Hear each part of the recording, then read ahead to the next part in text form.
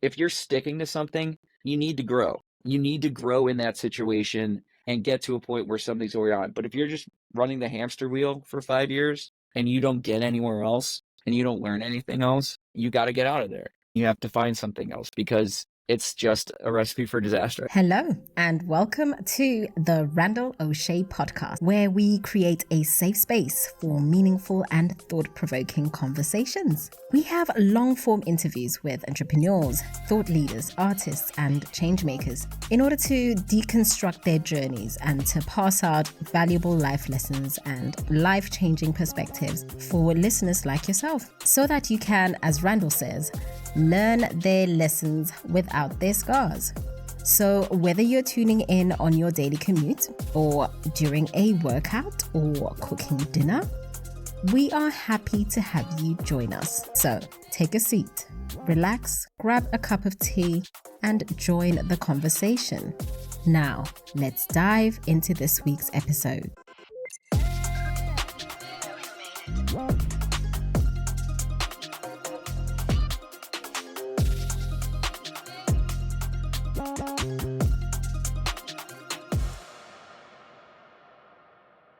John Luteran, welcome to the show. For those of the listeners who don't know you yet, why don't you take a moment and introduce yourself? My name is John Luteran. I'm currently the content manager for B2C and live work at Destination Cleveland. We're the Convention and Visitors Bureau of the city of Cleveland. What we do there is mainly in my area, we market Cleveland to the rest of the world. We bring in large-scale events, conventions, meetings, things like that. This year alone, we've hosted the NCAA Women's Final Four. We hosted a ton of people who came in for the total solar eclipse. And we just had the Super Bowl of meetings, ASAE's annual meeting, the American Society of Association Executives. These are all the people who make the decisions of where conventions go. So it's always a really big deal. We had a really great time with that. And then to finish out this year, we're going to be hosting every third year Cleveland, home of the Rock and Roll Hall of Fame, hosts the Rock and Roll Hall of Fame induction ceremony. So we will have everybody here for that too. It's been quite a ride. I'm also a licensed attorney and a writer. So you said content manager, right? Mm-hmm. What's a content manager do? So for the most part, I am in charge of everything that's like visitor and local facing on our website. It would be at our website and beyond. I write copy for print publications too that we put out, things that we do on social, though we have social media managers that do a lot of that, but write blogs, edit blogs, come up with strategies for the brand and, our seasonal strategies, event strategies, things like that, and how we're going to, across a ton of mediums, whether it's the written word, podcasts, we've done video series too, all in service of not just spreading the word about Cleveland to people to try to get them to visit here and now live and work here, but also just to elevate the travel and tourism community in Cleveland. And that's who we work for, really. We work for the people that are working to service those visitors and our locals, like people in restaurants, people in our major attractions, people in hotels. What does the rest of the world need to know about Cleveland? I think the world needs to know that if you've never been here, you have no idea. That's largely what we hear when people come is that, oh my God, I didn't know you guys were on a lake. I didn't know there was such good food here. We have one of the best orchestras in the world. It's routinely talked among top 5. We have free art museums. We have one of the greatest collections in the world. We have the largest theater system outside of New York City. We have the Rock and Roll Hall of Fame. It's come a long way from like the 80s and 90s Rust Belt image. There have been a lot of cycles of rebirth. A lot of people will make the joke about the burning river, the river catching on fire in the 60s. But what they probably don't know is that was the stimulus for us to get the EPA, the Environmental Protection Agency. We've turned the river into a huge asset for us. We have thousands of acres of parks in our Metro Park system. It's rated either 1 or 2 in the country. This is a place with a lot to offer, with a ridiculously low cost of living compared to some other places. And the people are the best, honestly. It's a real cliche to a lot of people, but whenever we ask somebody, like, what's your favorite thing about Cleveland? And they'll say the people. It's the Midwest thing. It's not that dissimilar to Pittsburgh or Detroit or Indianapolis. Midwest nice is a real thing. It's not just like a catchphrase. It means real nice sometimes. So yeah, it's this incredible place that I'm very happy to call home, and I'm very happy to tell people about. What's your favorite thing about Cleveland as a person, individual? I think it's got to be there's a resiliency to people here. I think it's a thing many people in the Midwest share. I always say it's really easy to be from New York or LA or Boston and rest on those laurels, and people know where you're from and what your city's about. It's harder to do it here. As the man himself, LeBron James, once said, nothing is given, everything is earned in this city. There's a work ethic here, there's a self-deprecation, and there's really nothing like watching a group of Clevelanders enjoy their city. There's 4 or 5 companies, small companies that are very successful that just make shirts that about things in Cleveland. And it's like, that's something somebody said to us during this convention was that I've never seen so many shirts of a city, just people wearing them randomly. And there's a lot of pride here. People grow up here, they stay here. There's a lot of generations intact here. So it's a place with a lot of history. It's a place with a lot of love. Before I get too sidetracked, tell me about the Burning River. Is that a real thing? That's a real thing. I believe it was the 60s. The pollution was so bad in the river because, we were an industrial mecca. I mean, I think at one time Cleveland was the 5th largest city in the country, and there were no rules, and people would dump into the river. One day, it was an especially hot day, the river caught on fire because there was oil in there was garbage or whatever, and it became a flashpoint across the butt of a million jokes, but it became a flashpoint across the country about like, this is a problem. And we're not the only place where this happened, but we are the one that everybody knows about. And our leaders in the city went to Congress, talked to people, took it very seriously, and cleaned it up. And like I said, the result of a lot of our efforts is the EPA and making sure that stuff like this doesn't happen again. And here we are today. We are developing that riverfront in a lot of interesting ways. There's a project coming up on this part of the river called the Irish Bend. It's the Cuyahoga River, by the way, the Crooked River. We're building one of the largest parks and recreational areas riverside. There's no project like it in the country. We've taken something that's been the butt of a joke, something that's been, shameful, and turned it into a positive, which is, again, I think it's a very just like working class Midwest thing. I think you said resilience earlier. It's a story of resilience, I think.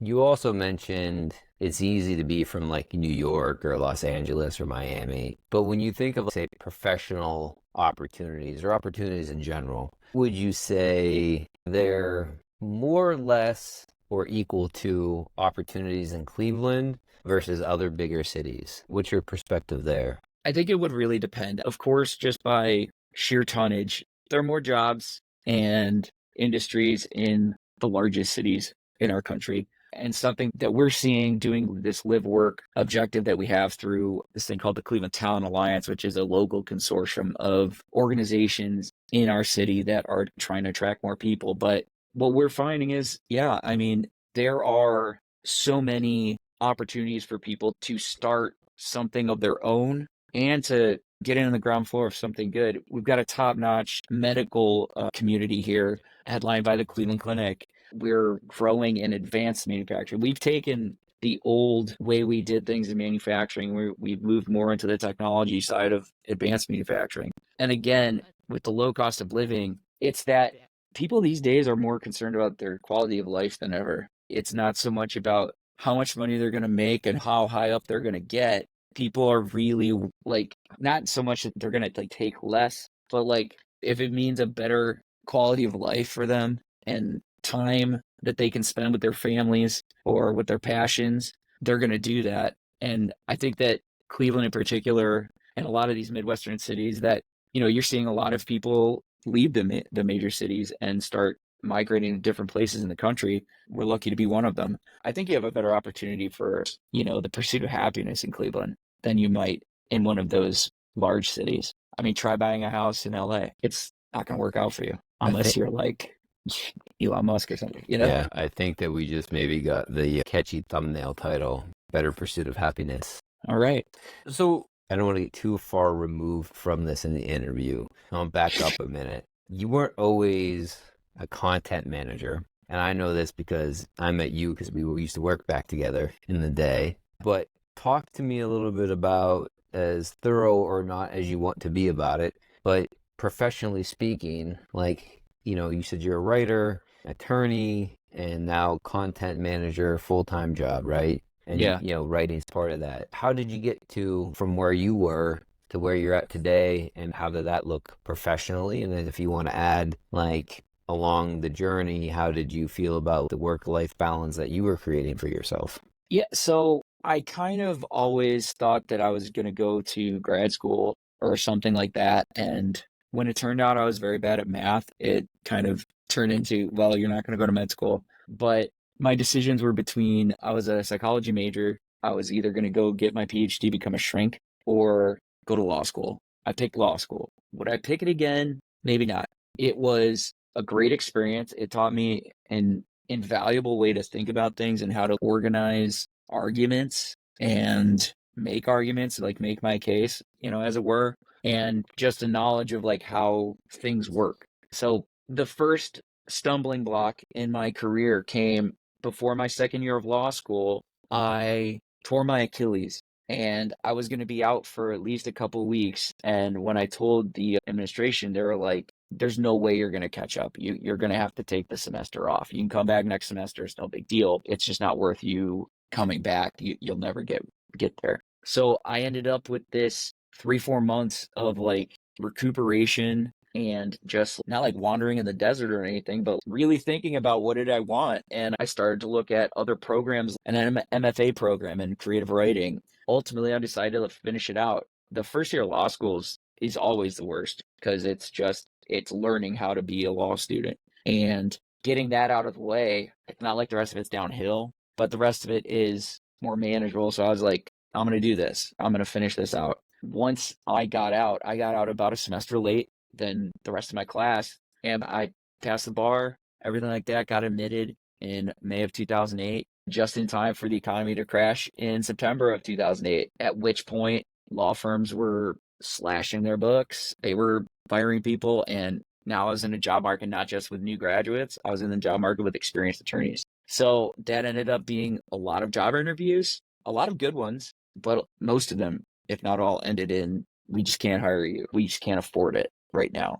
But that did lead to me getting overflow work from people. And so I hung up my own shingle, as they say, and I started working as a solo attorney. Some of my friends who got jobs in actual law firms and stuff, they weren't going to see the courtroom for a couple of years. I actually had a few trials. I was in court, 3-0, no big deal. But one thing I started to learn about myself is I'm not necessarily built to be on my own and to handle that kind of pressure. So I had some people who were in my corner that I could talk to that were kind of legal mentors, but I was on my own ultimately. And doing that on your own in the climate that we were in, it was just really tough. So I fell back on one of my old internships, and first left turn in my career, I became a production coordinator at the Greater Cleveland Film Commission. And that is an organization that attracts film and TV productions and things like that to the city. They had recently got a new guy in charge who was a Spielberg dude, worked for HBO, never had anybody like this at the helm. And we also had a tax credit in place. So while I was there, we had the movie The Avengers there. We had that, and along with 3 other movies there. This summer I was a production coordinator, and that was wild for me because film, TV, that kind of thing, that is my thing. That is something that I follow every day. I'm really interested in the business side of it. I'm really interested in the creative side of it. And so I thought, man, I'm here. This is it. I feel awesome. And once all those movies left town, I was told, we don't have the budget. We can't keep you on. You can keep coming in for free if you want. I'm like, well, can't do that. And fast forward, I think it was like 2 or 3 months later, I end up working at a bank in investment compliance with one Mr. Randall Osché, which you had only been there for a couple months, right, before me? I think so. I was at PNC in other roles for 2 years-ish before then. And then I believe we got hired right around the same time in that department. But yeah. I think so. I think from what I remember, I started in February, and I think you had started in like November before me. I don't remember. There was a department. It was like there was 4 people. There was 2 people that were already there, and then John and I were like the new guys. Yeah, the rooks. Yeah. And it was odd because in Cleveland, the bank used to be National City, and it had been acquired by PNC. And so it was, you were in Pittsburgh while I was in Cleveland. Our bosses were in Cleveland. Yeah. You're welcome. And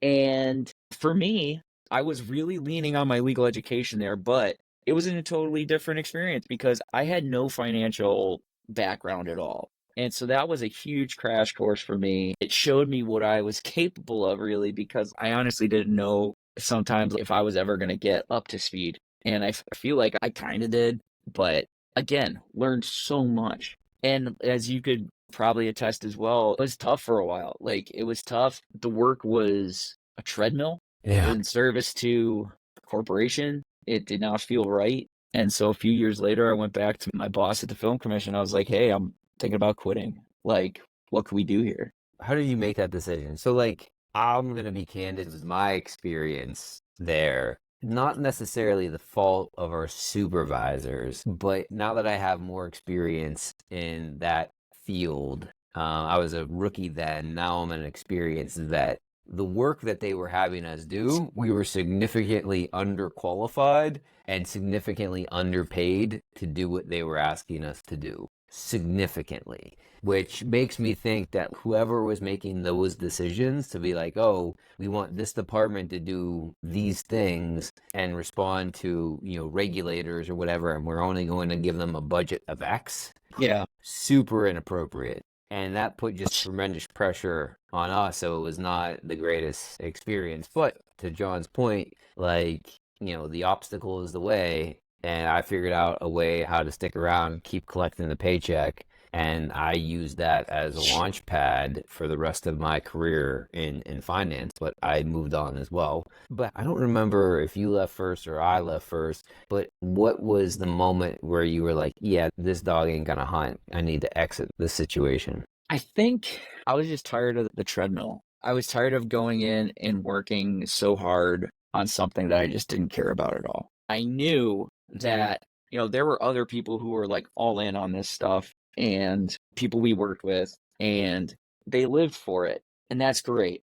That wasn't me. This was a job. This was a means to an end for me. I found important the work we were doing as compliance people in making sure that everybody did the right thing. The seasonal aspect of it, the cycle, it just wore on me. And to the point where I just wasn't stimulated and I was just sleepwalking through my life in so many ways. And that's why I didn't even know what I was going to do, but I knew that a field that I loved was, the entertainment industry. And I had somebody who I could talk to about that. And a couple conversations later, I'm the director of interactive entertainment at the Greater Cleveland Film Commission, where they wanted to get more into the new media space with like video games, virtual reality, things like that, stuff that he had no real grasp on. And I'm a child of the 80s. I grew up with video games. Video game industry in the same way. I'm interested in the business of it. I'm interested in the culture of it, everything. So he liked what I had to say. And the only catch was I would have to run all of the marketing and social media for the film commission. I had never done that before. I had no marketing experience. I was on social media. I knew how to tweet. I had some idea, and I could write. That's the one thing I have, is I could write. I've always been able to write. Even when I was in practice, one of the judges in my cases, he stopped during something and complimented me on how well written and entertaining my brief was. I turned around to my client, I'm like, yeah. And so like that was always something I had in my back pocket. And so I went to work in this industry that really excited me. I felt alive again in a way that I hadn't been. And not only that, but I was working for my city. I was working for something, what I would think was a higher calling for me. Like I was trying to bring notoriety and money to my city. And that was a phenomenal opportunity. I learned so much, and it was a very small shop. It was like 5 people and then a couple interns every once in a while. So it was a very small shop. It was very tough because it was a nonprofit, and, relied on donations, but got to be in the middle of some crazy stuff and got to do some amazing things and meet some amazing people that were making great art.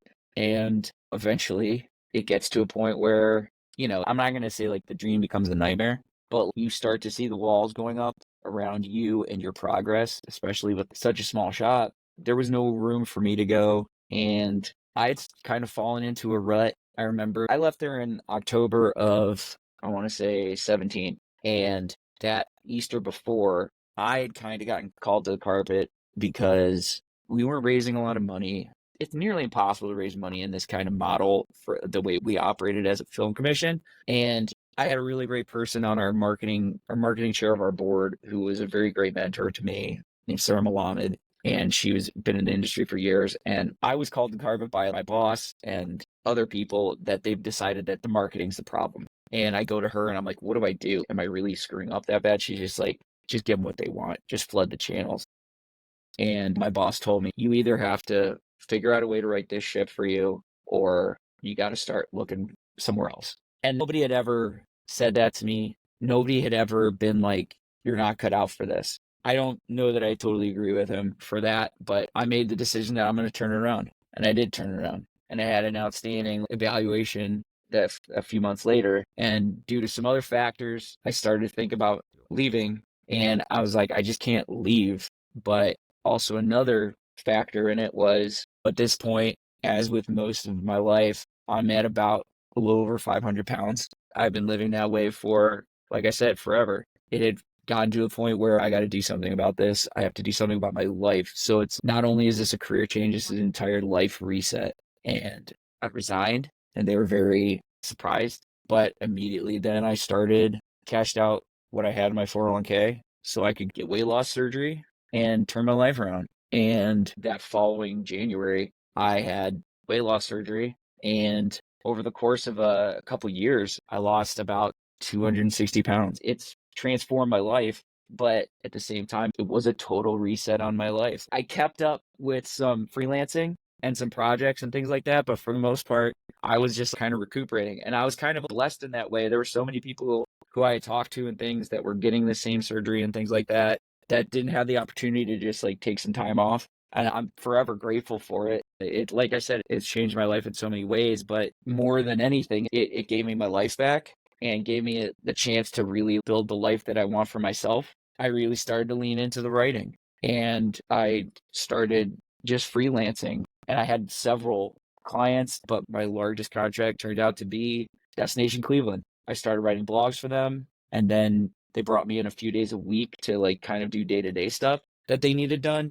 I was making a living writing, and it was unbelievable to me. And fast forward a few years later, and a pandemic later, after 5 years, I'm full-time, able to do work on this amazing stuff that we're doing right now. And it's just like this crazy winding road of pitfalls and perils you never planned for. Yeah, so much to unpack there, and thank you. Sorry. No. All good stuff. All good stuff. Yeah. You don't need a host. You can do this on your own. So a couple things. You mentioned this twice, I think, and I wanted to talk about it the first time, so I'm going to certainly circle back to it now, is you had, I forget when you mentioned it earlier, but you had like a career break, and then that gave you the opportunity to, the Achilles in school. And that gave you some time to reflect because you weren't hustling to go to law school or you didn't have a job. You had this moment in time to put yourself first. And then when you resigned from the entertainment job from the film commission, that was like a bigger moment in time where you really took a full life reset. But then you had the surgery, and that also gave you time you said that you were fortunate to have where other people that were going through the same thing didn't. I've had a few moments in my career where it's given me unexpected like layoffs or terminations, whatever, that have sucked, but it gave me a moment in time in my life where I didn't have to do work for other people. And I didn't have to get up and shower and go into the office. I didn't have to get up and drive 2 hours to commute every day. My day was my own. And as uncomfortable as it was in those moments, those are probably the two biggest pivotal moments in my career/life. And I believe, and from my experience, it was because I had the time to put myself first, and I had the time to explore other interests that I wouldn't have otherwise had the opportunity to explore. And this podcast is born out of some of those moments, right? I can look back to those moments in time. It wasn't necessarily the exact genesis, but like You can do cool things online. How can I do cool things online? And here we are having this conversation. So talk to me a little bit about like those two moments in time, if you have anything to add to that perspective that I shared. So, that first time when I was in school, it was really just, I mean, at the beginning, it was all about pain and pain management. So it was really just getting through days. But like towards the end, it was, okay, is this for you? Is this what you want to do? Against all my better angels, I went back and again, I still keep my license. I'm very proud of that accomplishment, but I didn't know what I wanted to a certain extent. That's always been a kind of a bugaboo for me, is just feeling like there is something that is for you somewhere, but you're just not in the right place. After I left, did the life reset after I left the film commission, got weight loss surgery. That was a much longer layoff. That was a lot more emotional. That was a lot more everything. It really gives you time to think about everything. I got radicalized a little bit politically and economically, a little to the left of things, seeing how some things were working and not working. But I really did decide that I'm not going to waste this new life on something that I don't believe in or doesn't like feel right to me, regardless of what it would mean for my pocketbook. Unfortunately, like essentially working in the public sector, I mean, that's, it is what it is. You get as much money as they have budget and kind of thing. And I'm very blessed to have the job that I have. But if I was in the private sector somewhere, if I stayed with the bank, who knows what would be going on right now. But I think it's interesting, something that we all experienced during the pandemic. I mean, talk about a time of introspection that on a grand scale, people talk about it, but there's undoubtedly collective trauma we all share from that period of time. Well, just look what people were thinking about. Like, more people were responding to the, racial unrest and the huge amount of protests. We had to go through an entire election cycle during a pandemic. You could tell people just had nothing better to do than to just think about the systems in place, what they were doing with their lives. And some people turned it into a positive and came out the other side. Other people let them down other paths. But actually making that time in any way, whether you can for yourself or for anybody, and giving yourself the room to just think and to just like, why am I doing this? What am I doing? What does it mean? That's heady stuff. That's stuff that in our world we really can't do, So to have had those opportunities to think, yeah, I mean, maybe I'd be better off if I didn't have all that time, but I'm super thankful for it. And each one led to a positive outcome, essentially. Let's take a quick break from today's episode. If you're enjoying the conversation, please take a moment to look us up. You can find Randall on Instagram at Randall Osché, that's spelled at RandallOsche. And you can catch the show notes and other resources at randallosche.com. And now back to the episode. Getting back to our days of working together, you said that the work didn't fulfill you, but some of the people were really jazzed about it, right? Like they lived, died, and breathed it. Do you think that that's true? Or do you think that's a fugazi, that they were just faking it because they thought they had to? Or do you think that the work that we were doing like really got people excited? I think some people really they were into it. I mean, for people that were working as like financial advisors that were like, you're working at a retail bank and these people think that they're working at Goldman Sachs. That's one thing, but they're interested in finance. They're interested in the market. There were definitely people on our team that truly found that stuff interesting and, were really good at it. And so I do believe that. I do believe that you're right, though. There are some people who are just like, yeah, guys, let's, it's the market. It is what it is. I think some people were, like you say, faking it for whatever reason. But I do think, you would see people there all the time. It's probably 60-40 if it's not 50-50 of people that are there to do their job because it is a job, and people who are there who are like, I am the master of the universe. Yeah. And I'm going to do it at this retail bank. Yeah. I think some people were actually excited about it, and it just wasn't my thing. It was a thing for me. Follow up to that time period, I guess, is I oftentimes ask people the question of like, what advice would you give your younger self? And a lot of people will think that I imply regret. And then I don't. Like, I don't regret anything I've done, but knowing what I know now, after getting 39 years through this journey of life, if I can give this wisdom to the 18-year-old version of myself, I think that would be valuable. But for you, what would you tell the younger version of yourself when you were working in the bank and compliance? The reason I'm framing it this way is because you realized at a certain point in time that it wasn't fulfilling you and that fulfillment was important to you, and you were just coasting through life and you realized that wasn't cool and you needed to do something else probably. But knowing what you know now, where you're at, what would you have told the younger version of yourself that was day one in that job? I think I would just remind them that, like, and this is kind of a trick I do for myself whenever I'm feeling anxious about something, is just take this for what it is, learn all you can, and you aren't trapped. You're never trapped. You can always make the decision to leave. You can always go for something else. It might be scary. It might be hard, but you aren't trapped. I think that is a thing for me that I can feel in a situation. I could feel like I'm trapped and there's nowhere else I would rather be than just not here. I think just reminding them that, possibility is abound. Like, this doesn't have to be. I think there was a part of me that was thinking, oh, this is my 25-year job now, which it just doesn't happen anymore. It happens for some people, but for the most part, this probably isn't going to be my last job. I'm probably going to be 2, 3 other places. That's just the way things work now. And even when you're at a bank, the only way for you to move up is to leave and then come back. I mean, people would leave and come back in 3 months. We have to re-register reps and things like that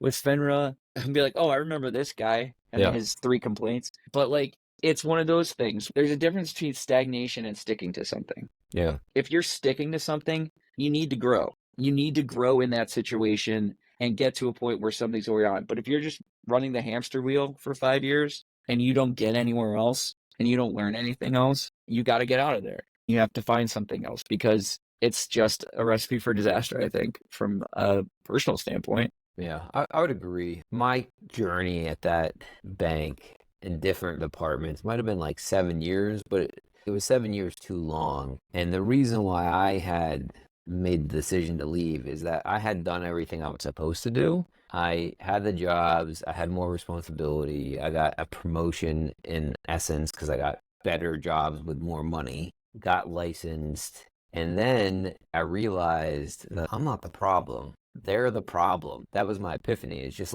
I've done everything I needed to do, and this isn't still working out. This isn't working out for me to accomplish what I want to accomplish. It's not serving me the way it should be serving me. And up until that point, it was little by little, maybe I'm the problem. Maybe I'm not smart enough. Maybe I'm not doing what I need to do. Maybe I'm not a hard enough worker. But then I just put in the work, and I did what I needed to do. And it's just no, they're the problem. They're the issue for various reasons. Different episode. But for me, I think, again, not regret, but I would tell the younger version of myself, expedite that journey, right? And I think that's to your point, is that you're not trapped. I don't think I necessarily felt trapped, but I think for me, it would have been pull that ripcord sooner, right? You don't have to keep doing this. It's like a saying, when somebody shows you who they are, believe them. The organization kept showing me who they were. And I was just nah, this will get better. I'll start making more money in this new job. Right. This new job will be better. And that never worked out for me. It's just well, it's time to go. And it was painful, like you said, but I'm better for it. And I don't know if it's inertia or momentum that being in a job that can have, but at the end of the day, I was so exhausted. I was just mentally exhausted. Since then, I don't take nearly as many PTO days as I used to, because I'm legitimately engaged. I want to be at work and I don't, feel sick every day. But it can be hard to overcome that inertia to actually start to reserve any kind of energy for that new surge. Agreed. So going back to the second reset, the more serious one with the surgery. Number one, congratulations to you. Thank you. That's a huge accomplishment for various reasons. One, to make that decision is no small feat in itself, and then to lose the weight, keep the weight off, and then reset, phenomenal. So kudos to you for all that. You're welcome. But with that, I think you had mentioned this whole life reset and living your life the way you wanted to, or figuring out how you actually wanted to live life. And then you also mentioned, I guess in the same breath, build the life for myself that I wanted. So how did that look? And then how does building the life that you want look?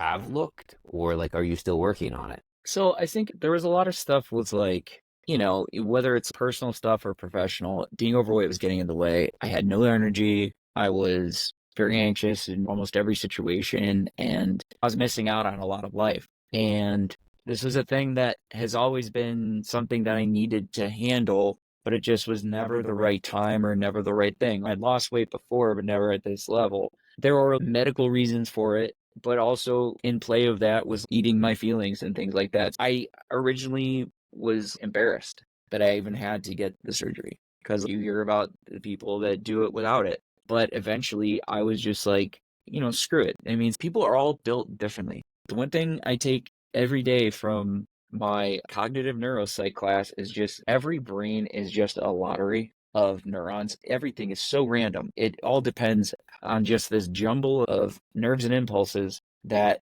are going to make you who you are. And good luck. Like, that's just whatever. If I needed that to do this, so be it. And it was a great tool for me to get to where I needed to go.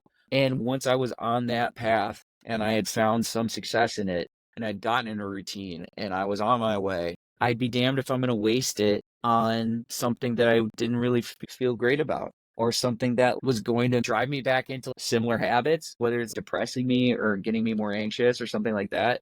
I didn't want to go backslide at all. And also, what was the good of doing all this if I was just going to go back to the hamster wheel? And so I really just dug deep as what parts of this would make you happy. And honestly, it was the writing. So I have a talent for writing copy. That's been a boon for me. And it's allowed me to see so many different things, whether it's been like we've had at Destination Cleveland, we've had MLB All-Star Game, NFL Draft, NBA All-Star Game. We've had all sorts of events, large and small, and just being able to work within the city and, do those things for it. It's been great. And I don't ever want to waste the opportunity I gave myself again, Yeah, it's huge. So many people, I think, go through their days, and everybody's built differently. I think some people are built to do this. I think other people aren't built to do this, but they just don't know how to get themselves unstuck, right? Some people are meant to be on the hamster wheel because that's really what fills their cup. And other people aren't meant to be on the hamster wheel, but they continue to do it because they don't know how to pull the ripcord. They're afraid to take the risk. And I was that person as well, right? Like, at least at PNC, I had a steady paycheck. I might have hated the jobs.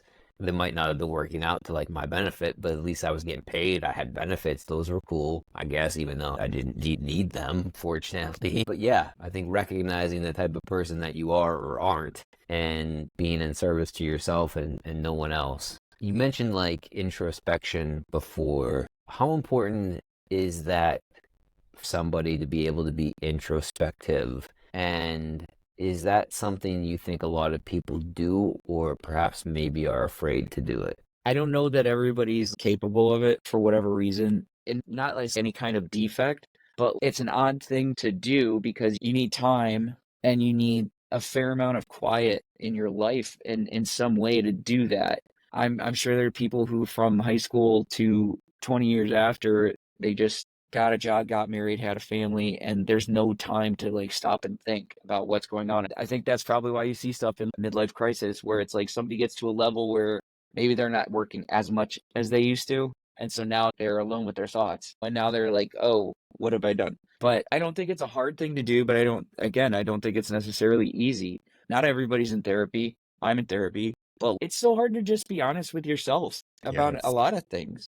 That's a very bottom line thing is just be honest with yourself. That could be so hard. Sometimes it's a defense mechanism if you're not being honest with yourself. It's like you're delaying some sort of pain of change and putting that off. And so, yeah, I think it's important. I think there are people who, whatever their personality is, they don't even think about that and don't feel they need it. I feel like if I was less self-aware, I'd be more successful sometimes. Yeah, that's an interesting point. The reason I asked the question is because I believe I'm a pretty introspective person as well. And I believe it's to my benefit, maybe detriment at times, but because I think it's so important for me and I'm pretty good at doing it, I think I recognize when other people don't do it and should do it. That's why I'm curious to know what other people's opinions are, because I wish that more people would be able to have that quiet moment, sit down and actually ponder, what am I doing? How am I moving through the world? How is that benefiting me and the people around me? I think it's an interesting point that you bring up, that if we weren't so self-aware, like, where would we be? Yeah, I mean, the people who probably turned into the most powerful attorneys in my class were the people who were the least self-aware and just like were tunnel vision and just Yeah. went for it. They're able to just shut everything out. I care what people think about me. I make up what they think about me. It's all those things. Yeah. I've always been very honest about how I feel about things to the detriment of myself. And, you know, whether it was at the bank or at my job at the film commission, that was something that was always pointed out to me on reviews. It's just, we always know how you feel about something, whether, you know, for good or for ill. Like, I don't know why that's such a bad thing. Side note, do you ever hear of Robert Greene's book, The 48 Laws of Power? I've heard of it. I've not read it. It's a huge book. I'm familiar with some of the laws, but I haven't read the entire book. But one of the laws is basically don't be honest, because people are uncomfortable with honesty. So if you want to have a position of power and use that power for influence, the basic law is you can't be honest with people, because not that it's a bad thing, but people are uncomfortable with your honesty. So that puts you in a negative situation. And I'm also pretty honest too, but I'm trying to learn how not to be honest, because I would be in different places in my career if I wasn't as honest. But like, people can't handle it. And I can think of stories, like instances in my career, not to get into it, but where I've approached things with honesty, like, we're here and yes, we're below zero and we need to get to above zero, and we can do that. But in order to do that, to me, we have to acknowledge where we're at. And if we can't be honest with where we're at,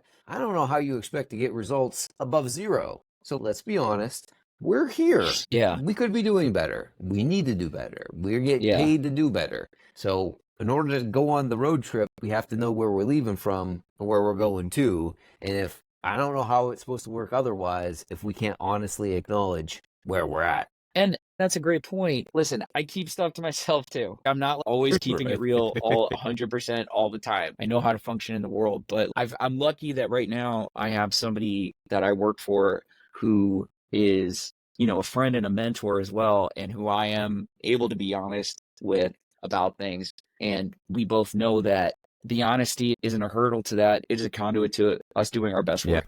I'm forever grateful for that, and to her. Awesome. Couple questions as we wrap this up, because you'll probably get tired of me. Not at all. What's the most influential book you've ever read? So it sounds like a joke, but I'm just going to say it. The Da Vinci Code, for whatever reason, like, first of all, it was a fun book to read, but the extent to which it made me question what the hierarchy is, and history is written by the winners and all that, it really started me down a path of being more critical of the things I had been taught, the things I have known for a long time or whatever. So it really was a catalyst to that. I bought a bunch of lost gospel books and things like that, things about the Catholic Church and its history. I really wanted to see, like, what is the real history here? What are people talking about? You know, for as much as that book is pure fiction. But the one book that I will always come back to, and that a lot of people will groan because they didn't really care for it, it's a book called The Life of Pi by Yann Martel. It's a fiction book, but it's kind of a meditation on the relationship between storytelling and faith.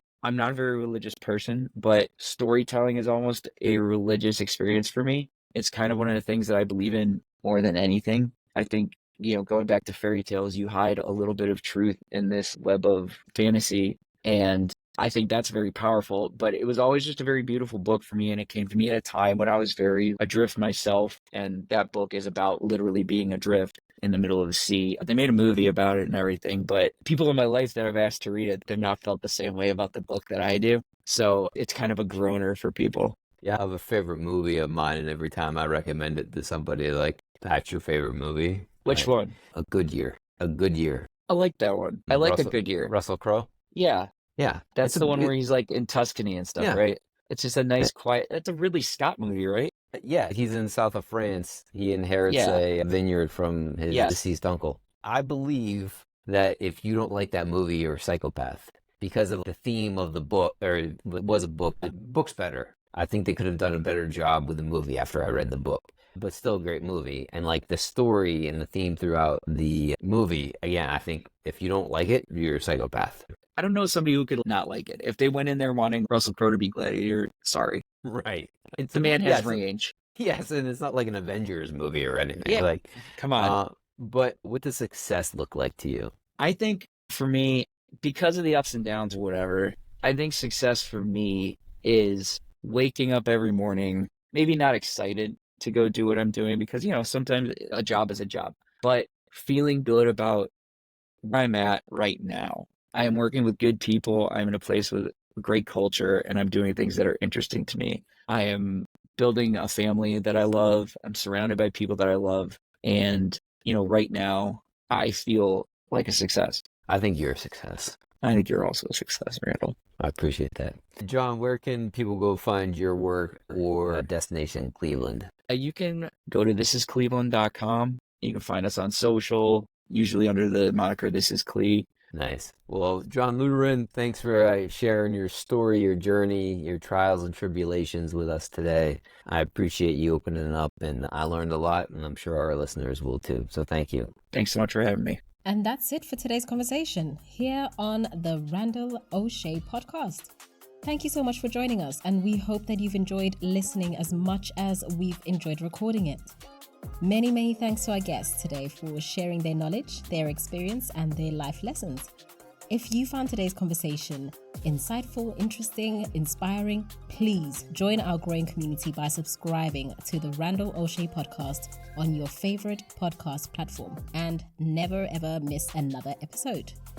We'd love to hear your feedback, so keep the community alive by sharing your takeaways from today's episode and use the hashtag Randall Osché Podcast. Your feedback and interaction fuels our continued efforts to build a safe space for meaningful, long-form conversations. So thank you so much for the support. Until next time, stay curious, stay inspired, and keep the conversation going.